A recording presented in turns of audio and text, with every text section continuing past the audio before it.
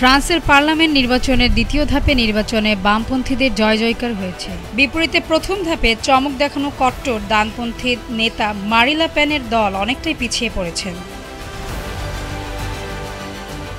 আনুষ্ঠানিক ফল ঘোষণায় দেখা গেছে বামপন্থী জোট নিউ পপুলার ফ্রন্ট নির্বাচনে জয়ী হয়েছে। প্রেসিডেন্ট এমানুয়েল ম্যাক্রোর মধ্যপন্থী জোট এনসেম্বল দ্বিতীয় হয়েছে, আর উগ্র ডানপন্থী দল ন্যাশনাল র্যালির অবস্থান তৃতীয়।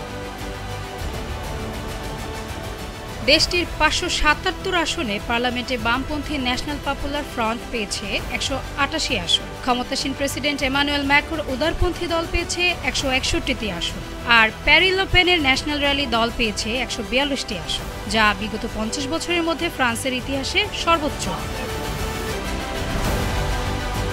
প্রথম ধাপে নির্বাচনের শেষে দেখা গেছে কাস্ট হওয়া ভোটের ১/৩ অর্থাৎ ৩৩.১৫% ভোট পেয়ে সবচেয়ে এগিয়ে ছিল লে পেনের ন্যাশনাল র্যালি।